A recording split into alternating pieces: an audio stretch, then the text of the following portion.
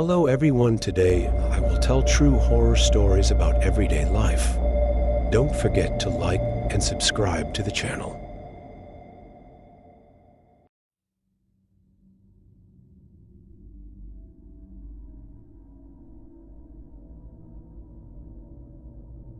I'm a coast-to-coast trucker, or at least I was. I've crisscrossed this country so many times over the years, I started to feel like I knew the land like the back of my hand. I thought I'd seen just about everything, but I was wrong. Something happened on my last route that makes me feel like I'm either going crazy or I saw something that stands as a warning sign for all of us, not just truckers, but anyone who lives on this continent. Regardless, I'll never be able to go near that region again. I was heading east on Interstate 40 through the desert of New Mexico on my way to Richmond. I just left Oxnard the previous day with a load full of produce. A typical route for me, something I've done hundreds of times. It was the start of the second day of my journey. I left the truck stop at about 4:30 in the morning and had been driving for about an hour. It was still dark out and there was almost nobody on the road. I found myself in one of the long, flat and empty stretches in the middle of nowhere when I suddenly had a tire blow out.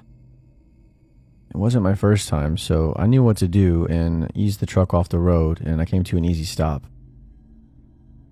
I was mad about it though, as I always made sure my tires were in good condition, but unfortunately, sometimes things just happen.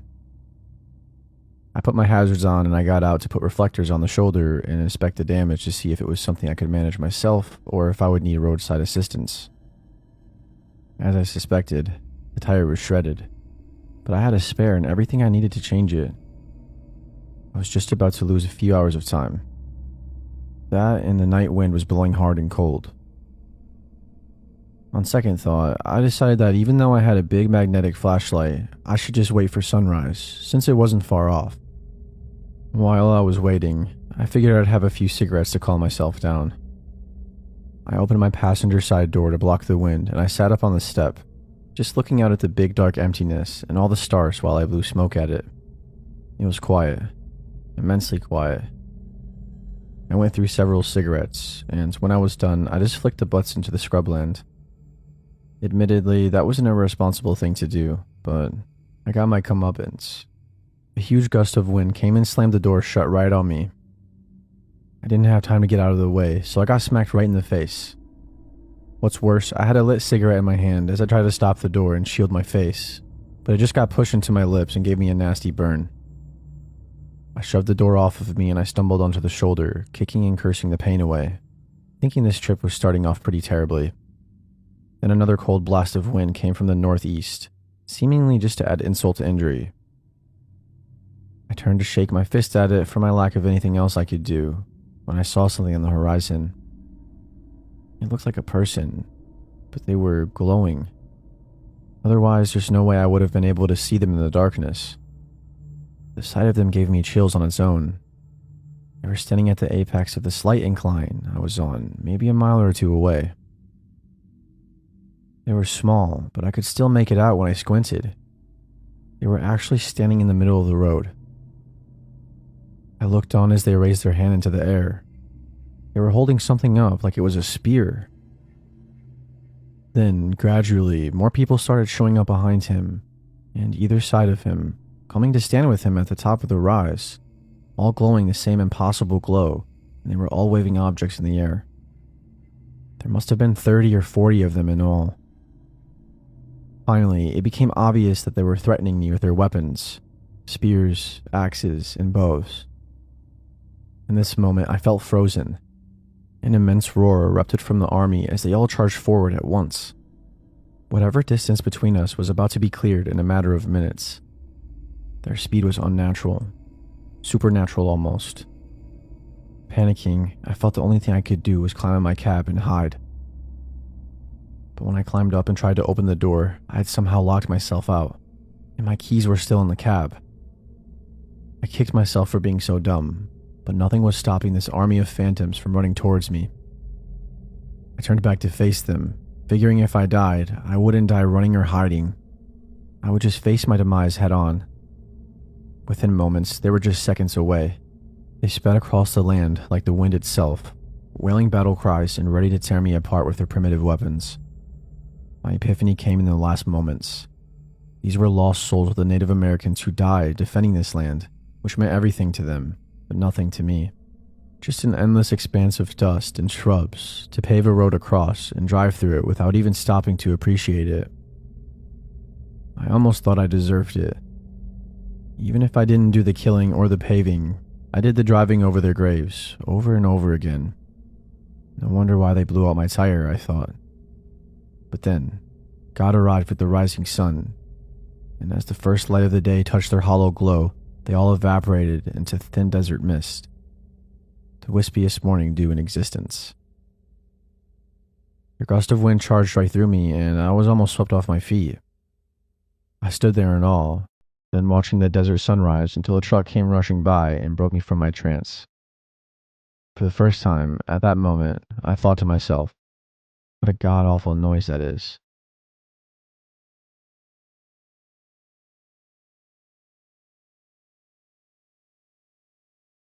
As a female trucker, I have to take extra precautions on the road. If I let my guard down for even a few seconds, I could end up seriously hurt, and I don't say this hypothetically.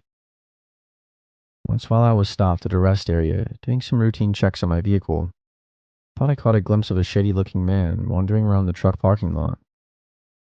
I didn't think much of it because I was getting ready to leave very shortly, so after I made sure everything was good to go, I hopped into my cab and locked the doors, thinking I was safe.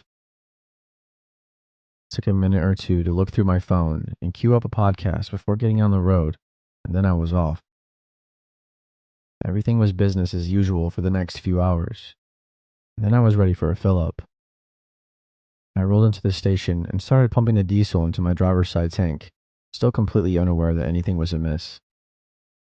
But then, while I was on the other side, filling up my passenger side tank, I thought I heard the sound of my door opening and closing. I stopped fueling and checked around, even peeking my head inside to see if anyone was in there, but I didn't see anything. I shrugged it off and told myself I better be more diligent about locking my doors, even when I step out just to fill up. Then I went back to my business. After filling up, I went inside the store for a bite to eat and to use their bathroom for number 2, and I got back on the road. Everything was fine until a few miles down the highway. I felt a cold, sharp blade press against my throat and a dirty hand put my neck in a vice grip. My heart sank to the floor, and suddenly I couldn't see anything but what was straight ahead. Then a man's voice spoke to me. "Turn off your radio and pull over," he whispered in my ear. For the moment, until I could figure out what I could possibly do, I did as he said. Couldn't call for help from my radio, and I couldn't reach for my phone in my pocket, and it wouldn't do any good to start swerving. There was something in the cab that would help me, but I had to figure out a way to get it. I tried to think while I pulled off onto the shoulder, and I put on my hazards like I was having mechanical issues. Once I parked, the man grabbed my face and forced me to look at him. That's when I realized he was a sketchy guy I saw at the last rest area. He was even grosser up close, but he was also clearly hell-bent on getting to me. He must have climbed under my cab and held on for over 200 miles, then snuck inside and hid while I was at the pump. And now that he thought he was finally going to get what he wanted, he ordered me to do as he commanded. "Climb into the bunk with me and don't try anything. I need you to be alive. You just need to be warm," he said with a sickening grin. It made shivers go through my whole body and I almost threw up in his face, but I didn't. He grabbed my arm with his free hand and kept the knife close to my throat as he started to drag me up to the bunk. I knew there was a step getting into it, so while I was still a foot lower than him, I made my move. I grabbed his hand with the knife and I wrenched it away to keep him from cutting me as I plunged a foot into his groin, then yanked him by the arm to throw him over my head. At the last moment, I turned to the side and kicked him away, sending him reeling into the driver's seat floorboard while I landed in the passenger seat. Before he could get up, I opened my glove box and grabbed my 9mm, which was loaded and ready to go the second I switched off the safety. I know it's illegal, but it's the only thing that saved me this night. I pointed it right at him and I told him to get the hell out of my truck. He refused to drop the knife, but he put his hands up and started to climb out the door. I followed him to close the door behind him, but as I was pulling it shut, he turned around and grabbed it at the last second. I fell back into the seat, dropping the 9mm on the floorboard because I instinctively went to hold the door with both hands. We were locked in a tug of war, which I knew he might just win. That's when an interesting idea occurred to me. I let go completely and kicked the door open, then lost his grip and flew back toward the road, but he never hit the ground. A car was speeding by at that exact moment, and the attacker crashed right into the innocent bystander's windshield. It all flashed before my eyes in a split second, and I got up to watch as the car careened off the road and thankfully came to a stop without any other collisions. The attacker was mincemeat on impact, and the driver of the vehicle, a 20-something guy, was really shaken up. He's probably pretty traumatized, come to think of it, but when I told him that he hit a scumbag and not a regular trucker, he seemed to be okay with it. Unfortunately, I lost my whole job over this crap, and I ended up unemployed through all of the lockdown. I'm still trying to find another company to get a new transportation contract, but it's been difficult with my record. My family says I should get a job that's not trucking, something safer, but I don't think I want to let this ruin my career for me. I've been a trucker for 15 years, and I've only had this one slip-up, and it didn't even have to do with trucking. It was just because some creep thought I was vulnerable.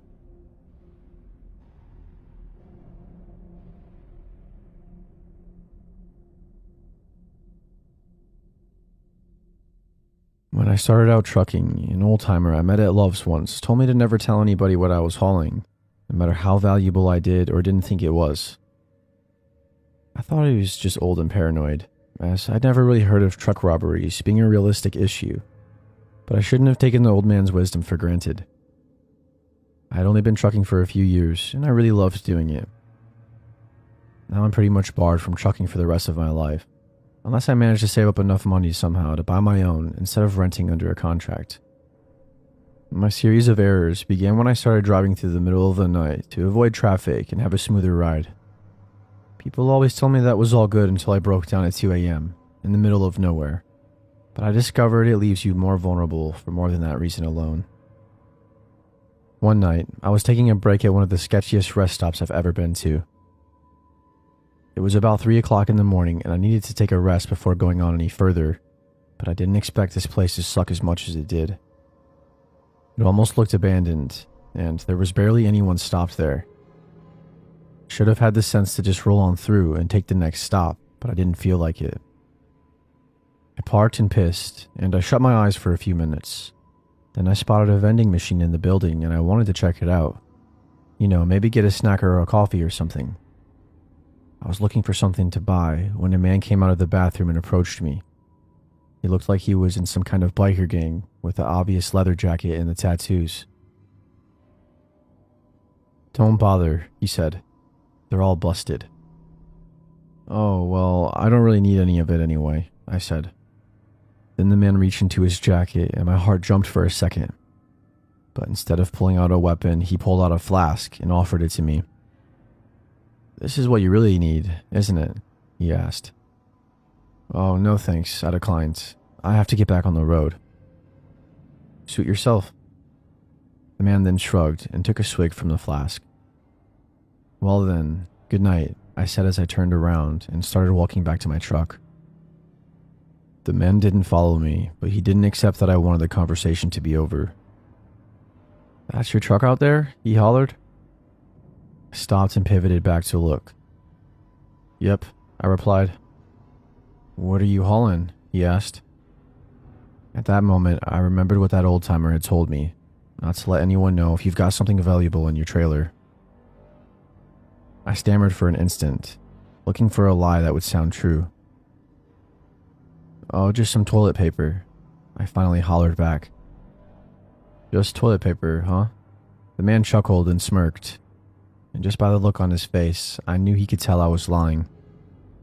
"That ain't worth much as it used to be," he added. Yeah," I said awkwardly, turning back around and walking back to my truck. "Safe travels, then," I heard the man say over my shoulder. I climbed into my truck and got moving immediately. I had a bad feeling about this whole thing, and I knew that I might be reacting too late, but I had to get a move on either way. Because I was lying. I wasn't hauling toilet paper. I was hauling various medicines for a pharmaceutical plant, many of which would go for a lot of money on the black market. Opioids, amphetamines, or in this country, even insulin. Unfortunately, I think the speediness of me getting out of there might have given away that I was hauling something that was worth stealing. I wasn't even fully merged onto the highway before a motorcycle raced up in front of me and started brake checking me. I could tell from the jacket that it was the guy I'd been talking to, but now his face was covered. He took me for the kind of guy that wouldn't hit him and risk killing him, and he was right. I slowed down, and before I knew it, I was surrounded by cars on the left side of me, pushing me onto the shoulder. I kept going, even on the rough pavement. And then for a second, I thought I might get a break. The bike in front of me moved out of the way, but then a second later, an old beat-up white van took its place and slammed on the brakes. I struck the van, and in a moment of rage, I decided to go full throttle and push the thing out of my way. However, when I looked out my driver's side window, the man on the bike was riding alongside the SUV that was blocking me in, and he was pointing a gun right at me. I panicked and jerked the steering wheel to the left, causing the SUV and the biker to flinch, but they didn't let up. Suddenly, the biker fired his gun. The bullet went over the SUV and right through the window and got lodged somewhere in the ceiling, but thankfully it missed me. Right about then, the passenger in the SUV leaned out of the window with a shotgun and fired at my front wheels, blowing it out instantly. By now, I knew I'd be killed if I didn't stop, so I finally gave up. I stopped and I put my hands up, knowing what was about to go down was not going to be pretty. In seconds, they were slamming the cab and screaming at me to open the doors, or they'd force their way in and kill me. All of them were masked, so their identities were fully concealed, so I knew there was no point in trying getting a good description on any of them. I obeyed and I unlocked the doors. I was yanked out by the biker and thrown to the ground. I caught a glimpse of my dash camera being destroyed before the beating started. Several of them went at me with clubs and brass knuckles and boots. I tried to protect my head with my arms and hands, but I couldn't withstand it for very long until I went unconscious. That's the last thing I remember, being beaten to an absolute pulp. I woke up in the hospital a few weeks later, with everyone around me saying they thought I wasn't going to make it. I had a broken skull, shattered orbital, missing teeth, a broken jaw, cracked ribs, a punctured lung, and internal bleeding, and a whole universe of bruises and lacerations. They say I was found in a ditch by a passerby at dawn, a whole 3 hours later. The doctor said if it had been another hour, I would have died from the swelling in my brain or suffocated on my own blood. It's truly a miracle that I survived. However, the police investigation never got far, unfortunately. The gang drove the truck on the flat tire into a clearing in the woods by the highway and rummaged through the cargo from cover and took everything of value, then left it there and fled. Suspects were identified based on fingerprints and my recollection of events, but the gang is still at large. They could be anywhere in the country at this point. Recovery was and continues to be a long and difficult road for me. And of course, I had to file for bankruptcy because of the medical debt. Because, yeah, I'm not paying that.